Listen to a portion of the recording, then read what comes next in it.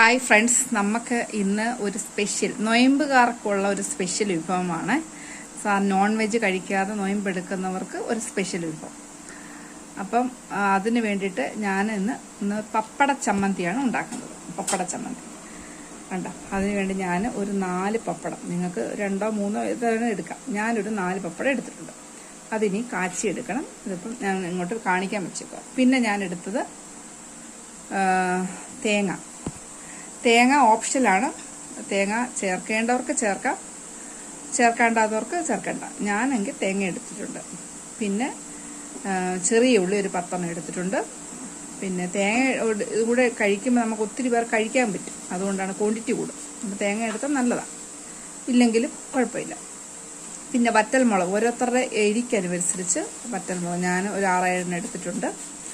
അപ്പോൾ നിങ്ങൾക്ക് അത് കൂട്ടുകയോ കുറയ്ക്കുകയോ ചെയ്യാം. പിന്നെ നമ്മൾ വാളൻ പുളി, ഈ ചമ്മന്തിക്ക് അരയ്ക്കുന്ന പുളി, പിന്നെ കറിവേപ്പില, പിന്നെ നമുക്ക് ഇതിനകത്ത് ഉപ്പൂടെ ആഡ് ചെയ്യണം. അപ്പോൾ ഇത്രയൊക്കെയാണ് ഇതിൻ്റെ വിഭവങ്ങൾ, ഇതിൻ്റെ ഇൻഗ്രീഡിയൻസ്. അപ്പോൾ പണ്ട് നമ്മൾ ഈ ചുട്ടരച്ച ചമ്മന്തി കഴിച്ചവരുണ്ടോ? അപ്പോൾ അതിൻ്റെയൊക്കെ ഒരു ടേസ്റ്റ്. ഇപ്പം ചുട്ടരയ്ക്കുമെന്ന് വെച്ചാൽ ഗ്യാസിനകത്തൊക്കെ വെച്ച് ചുട്ടരയ്ക്കുമ്പോൾ അതിൻ്റെതായ ഒരു ടേസ്റ്റ് കുറവല്ല. അല്ലാതെ നമ്മൾ പണ്ട് അടുപ്പിൽ വെച്ചൊക്കെ ചുട്ടരച്ച് കഴിച്ചവർക്ക് അതിൻ്റെ ടേസ്റ്റ് അറിയാം. എനിക്കിഷ്ടമായിരുന്നു ഭയങ്കര ചുട്ടരച്ച ചമ്മന്തി. അപ്പം അതിൻ്റെയൊക്കെ ഒരു ടേസ്റ്റാണ് ഇത്. അപ്പം നമ്മൾ സാധാരണ ചമ്മന്തി കഴിക്കുന്നതിനേക്കാളും വെറൈറ്റി ഒരു ടേസ്റ്റാണ്. അപ്പം നൊയമ്പുകാർക്കൊക്കെ ഒരു വെറൈറ്റി വിഭവം ഇരിക്കട്ടെ, ഞാൻ അവർക്ക് വേണ്ടി ഡെഡിക്കേറ്റ് ചെയ്യുകയാണേ. അപ്പം നമുക്ക് ഇന്ന് പപ്പട ചമ്മന്തി ഉണ്ടാക്കുന്ന വിധം ഓർക്കാം. ഇതിന് ഞാൻ ഒരു 1-2 ടിപ്പൂടെ പറയാം. നമ്മൾ ഈ സാധാരണ പപ്പടം കാച്ചുമ്പോൾ ഒത്തിരി എണ്ണ യൂസ് ചെയ്തില്ലേ നമ്മൾ എടുക്കുന്നത്. ഇത് നമുക്ക് 4-5 ആയിട്ട് മുറിക്കാം. ഇത് നമുക്ക് ചമ്മന്തി അരയ്ക്കാനല്ലേ, അപ്പം മുറിച്ചിട്ട് എടുക്കുമ്പോൾ ആ എണ്ണ കുറച്ച് എണ്ണ മതി, 1-2 സ്പൂൺ എണ്ണ മതി.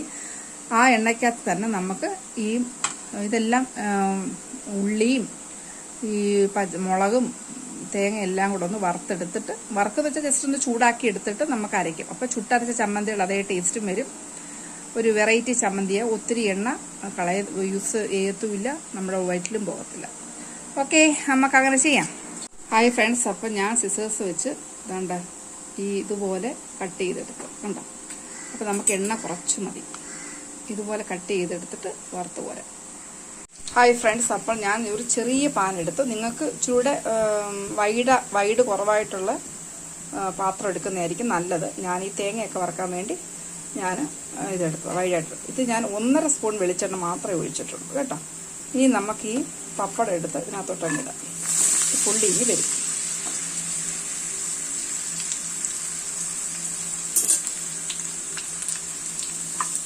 നമുക്ക് പൊള്ളിച്ചെടുക്കാം. ഹായ് ഫ്രണ്ട്സ്, അപ്പം നമ്മുടെ പപ്പടം കാച്ചത് കണ്ടോ.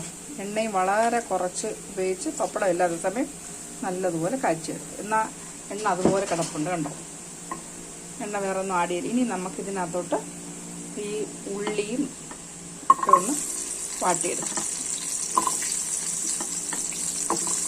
പപ്പടം കാച്ചിയ ഓരോ വീടുകളിൽ നമ്മൾ ഇതുപോലെ കാച്ചിയാൽ എണ്ണയും കുറച്ച് മതി, ആരോഗ്യത്തിന് നല്ലതാണ്. ഈ പപ്പടം കാച്ചിയ എണ്ണ ഓരോരുത്തർ കുപ്പി കണക്കിൽ ഇരിക്കുന്നത് ഞാൻ കണ്ടിട്ടുണ്ട്. അപ്പോൾ അതുകൊണ്ട് ഇങ്ങനെ ഒരു രീതി ചെയ്ത് കഴിഞ്ഞാൽ 2 ഉണ്ട് ഗുണം.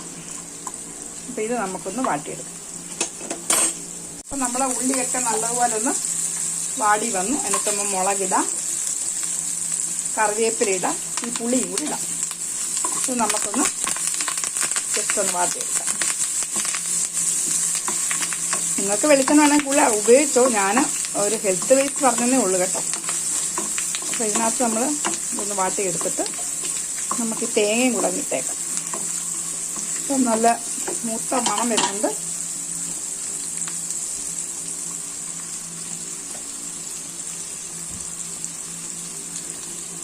ഇതിവിടെ അപ്പോൾ നമ്മുടെ വയറ്റിൽ 1.5 സ്പൂൺ വെളിച്ചെണ്ണ ചെന്നിട്ടുള്ളൂ. അപ്പോൾ ഇത് നല്ലതുപോലെ ഒന്ന് ചൂടാക്കി വറുത്തെടുത്ത് കഴിഞ്ഞാൽ നമ്മുടെ പപ്പട ചമ്മന്തിയായി. അങ്ങനെ മിക്സിക്കകത്ത് പൊടിച്ചെടുത്താൽ മതി. ഒന്ന് കിടക്കട്ടെ. അപ്പം നമ്മുടെ എല്ലാം ഒരുവിധം ഒന്ന് വഴറ്റിയെടുത്തിട്ടുണ്ട്. ഞാൻ കുറച്ച് ഉപ്പ് മാത്രമേ ഇട്ടുള്ളൂ, എന്ന് വെച്ചാൽ പപ്പടത്തിന് ഓൾറെഡി ഉപ്പുണ്ടല്ലോ.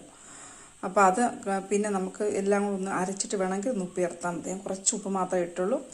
ആദ്യം നമുക്ക് ഈ മുളകും പിന്നെ പുളിയും കൂടെ അരയ്ക്കാം. ഞാൻ ഈ മിക്സി ജാറിനകത്തോട്ട് ഇടുവാണേ. അപ്പോൾ നമ്മൾ മുളകും പിന്നെ പുളിയും കൂടെ നല്ലതുപോലെ അരച്ച് ഇനി ഈ പപ്പടം നല്ലതുപോലെ ഒന്ന് മിക്സ് ചെയ്യാം. മിക്സ് ചെയ്തിട്ട് അതിനകത്തോട്ട് ചേർത്തിട്ട് വേണം നമുക്ക് ചെറിയ ഉള്ളി ചതക്കാൻ. ചെറിയ ഉള്ളിക്കകത്തൊരു നീരുണ്ടല്ലോ, അപ്പം ഇത് നല്ലതുപോലെ ഒന്ന് അരഞ്ഞു ചേർത്തില്ല. അപ്പോൾ ഈ പൊടിക്കാനാണ് നമ്മൾ അത്ര എണ്ണ യൂസ് ചെയ്തുകൊണ്ടല്ല, സമയം മറ്റേ ഒത്തിരി എണ്ണ യൂസ് ചെയ്ത് വെറുതെ പായി പോകത്തില്ലേ. അപ്പോൾ നമ്മുടെ പപ്പടം എല്ലാം നല്ല ക്രഷ് ചെയ്ത് ഇനി നമുക്ക് ആ ഗ്രൈൻഡിങ് ജാറിനകത്ത് ഇതങ്ങ് ആഡ് ചെയ്യാം. അവിടെ പപ്പടം എല്ലാം നല്ലതുപോലെ പൊടിഞ്ഞ് ചേർത്ത് അപ്പോൾ പപ്പടവും പുളിയും മുളകും അരച്ചു. ഇനി നമുക്ക് എന്താ ചെറിയ ഉള്ളി ആഡ് ചെയ്യാം. ഹായ് ഫ്രണ്ട്സ്, അപ്പം നമ്മുടെ ചമ്മന്തി ഇതാ റെഡി ആയിരിക്കുന്നു. ഇതാണ് നമ്മുടെ പപ്പട ചമ്മന്തി. സെർവ് ചെയ്യാം. ഹായ് ഫ്രണ്ട്സ്, അപ്പം നമ്മുടെ പപ്പട ചമ്മന്തി റെഡിയായി. ഞാൻ 3 ഉരുളകളായിട്ട് ഉരുട്ടി വെച്ചേക്കുന്നു. ഇതിന് പറയാൻ വാക്കുകളില്ല. എല്ലാം ഇത് ചെയ്ത് നോക്കുന്നത് തന്നെ നല്ലത്. എനിക്ക് തന്നെ കൺട്രോൾ പോയി. ഞാനിത് കഴിച്ച് ഭയങ്കര ടേസ്റ്റ് അതിലും ഭയങ്കര ടേസ്റ്റാണ്. അപ്പം ഇത് മാത്രം മതി ചോറിന്. അതുകൊണ്ട് വീട്ടമ്മമാരുടെ പ്രത്യേക ശ്രദ്ധയ്ക്ക് ചോറ് കൂടുതൽ വെച്ചിട്ട് ഈ ചമ്മന്തി ഉണ്ടാക്കാവൂ കേട്ടോ.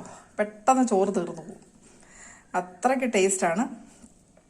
നിങ്ങളെല്ലാവരും ഞാൻ എണ്ണ അതുപോലെ യൂസ് ചെയ്താൽ നല്ലതാണ്. നമുക്ക് ആ എണ്ണയ്ക്കകത്തെല്ലാം വറുത്തെടുക്കുകയും ചെയ്യാം, പിന്നെ എണ്ണ ശേഷിക്കത്തുമില്ല. അപ്പോൾ അതുപോലെയൊക്കെ ചെയ്യുക. അപ്പോൾ എല്ലാവർക്കും ഈ വീഡിയോ ഇഷ്ടപ്പെടുമെന്ന് വിചാരിക്കുന്നു. പ്രത്യേകിച്ച് നൊയമ്പുകാർക്ക് ഞാൻ ഡെഡിക്കേറ്റ് ചെയ്യുകയാണ്. അപ്പം എല്ലാവരും വീഡിയോ കണ്ട് ഷെയർ ചെയ്യുക, സബ്സ്ക്രൈബ് ചെയ്യുക. ഓക്കെ, അപ്പോൾ എല്ലാവരും ദൈവം അനുഗ്രഹിക്കട്ടെ. Thank you. God bless you all.